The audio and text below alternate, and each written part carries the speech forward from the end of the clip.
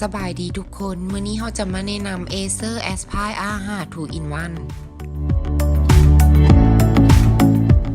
มาพร้อมเทคโนโลยีมาตรฐานใหม่และพอร์ตเชื่อมต่อ USB 3.1 Type C CPU เป็น Intel Core i7 RAM 4GB SSD 256GB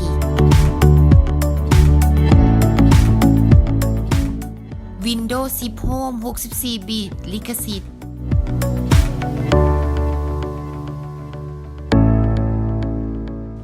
น้ำหนักเพียง 1.9 กิโลและสามารถพับหน้าจอได้ถึง 360 องศา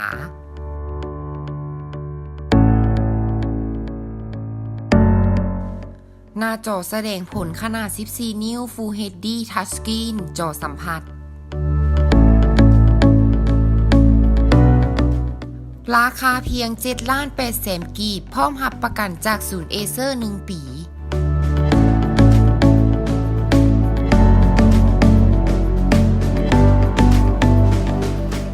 ห้องรับเลยว่า Acer Aspire R5 471T